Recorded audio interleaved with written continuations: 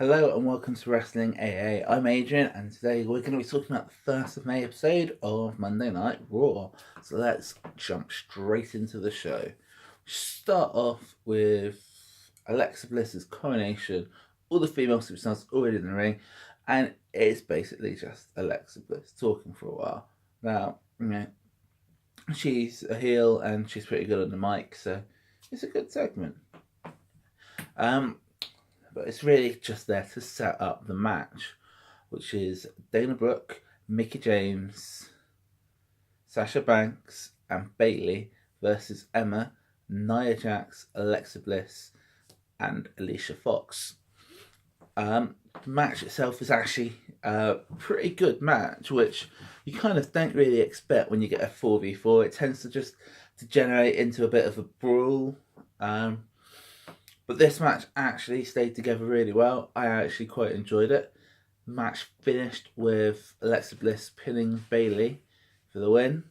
Good match, worth a watch. Nothing amazing in the match, but I just thought that it worked really well. Then we go on to the next match, which was Enzo versus Luke Gallows. Got to be honest, Enzo's good on the mic, Cass is good in the ring. They put Enzo in the ring. As a tag team, Cass picks up the slack, but it's a singles match. There's just no way to hide the fact that Enzo isn't really where he needs to be in the ring to do a decent singles match. So I didn't enjoy it. To be honest, I really didn't. I'm just gonna move. Oh yeah, Gallows won the match. Probably should mention that one. Yeah, Gallows won the match. Then we move on to the next segment. The next segment was Seth Rollins coming out into the ring, basically challenging Brock Lesnar for the Universal title. But it's Brock Lesnar, so he's not going to be in the WWE for a little while. Great person to hold the belt. We'll just, forget about the whole 30 days to defend the belt situation, because WWE seem to have swept that one under the rug a little bit with Rock.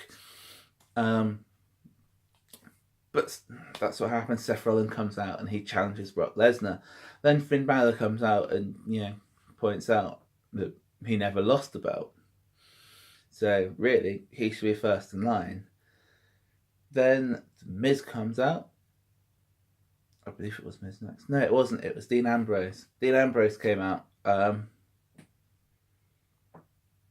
And then the whole thing became about the Intercontinental instead of the Universal, which is I think is quite good, because, like I say, with Brock Lesnar, he is a part-time champion. He's never going to be there week in, week out with the belt. So push the Intercontinental belt. They've got a championship belt. Might not be the Universal, but they've got a championship belt there, and if they can't defend the Universal, that's actually going to help and just boost the Intercontinental belt. And then The Miz turned up, because it's The Miz and they were talking about the Intercontinental belt, so of course he was going to turn up. And that set up later on in the night a number one contendership match between Seth Rollins, Finn Balor, and The Miz. Next match.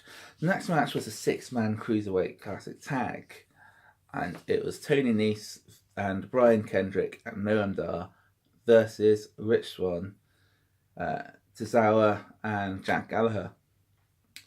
You might notice I said Tozawa because I've forgotten his first name, and I can't quite pronounce it very well. Is it Akira Tozawa? I think it's Akira Tozawa, but I will have to check that. But yeah, started off quite slow, but it picked up towards the end and it did get better. It was an alright match. It wasn't a great match. Yeah. So we started off with a really good match. They went to a poor match. Now we've hit the middle of the road. We've hit the middle of the road with the Cruiserweight Classics, and that one finished with Jack Gallagher pinning Brian Kendrick. Next segment was Cesaro and Sheamus explaining why they turned heel at Payback. And then the Hardys came out and just said, well, there's only one thing to do. Delete. So they hit the ring. So and Sheamus ran away. Yeah, that was that. But to be honest, it was a segment that was there really so that Cesaro and Sheamus could get heat, but they kind of made valid points. Which I don't think you're really supposed to do as a heel, is actually come off like you're actually in the right. Then we went to another alright match, which was Heath Slater versus Apollo Crews. Crews won the match. It was an okay match. The pacing worked well. Nothing really to write home about.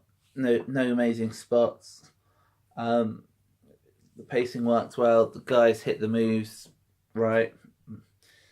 That's about it for that one, really. Then next up was Kurt Angle coming out into the ring to talk about Braun Strowman and Roman Reigns. All he really had to say there was that the two of them are not done with each other. So presumably that feud's going to continue until one of them's actually dead.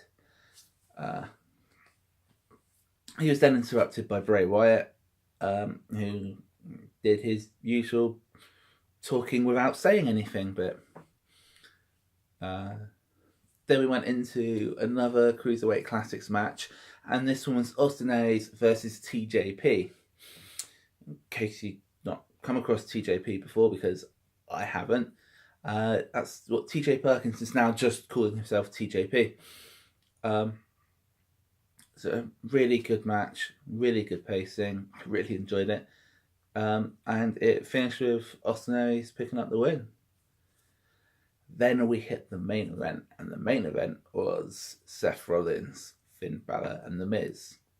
Shouldn't really come as a shock. I did tell you about this like 3-4 minutes ago. In this match, it started off alright, bit slow, but it picked up, and my God, when this match picked up, it was amazing. I really enjoyed it. Probably one of my favourite matches of recent history. I would have been happy to see this at Payback. I would love to see this at Payback because I didn't think much of Payback. I would have been happy to see this one at WrestleMania. This was a really, really good, solid match, and I absolutely loved the way the three of them worked together. Didn't enjoy the finish so much. The finish was Samoa Joe taking out Seth Rollins and then Bray Wyatt taking out Finn Balor, because, several weeks ago, Bray Wyatt said, "I'm watching you, Finn," and that was the setup for a feud between Bray and Finn. Who knows? But Bray Wyatt turned up, Sister Abigail and Finn, and then The Miz managed to get the cover. So yeah, up until the finish, amazing, amazing match. If you didn't watch it, that match alone is worth watching it. It really is. Absolutely great match. I would definitely recommend going back and watching that. And that was the end of Raw. All in all, I thought it was an okay show, but then that last 25-30 minutes where you had that main event,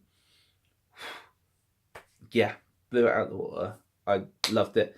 Absolutely amazing. I would actually recommend, seriously, if you didn't watch it, you can skip a large portion of it. I mean, there were points that I nearly fell asleep, but definitely go and watch the main event.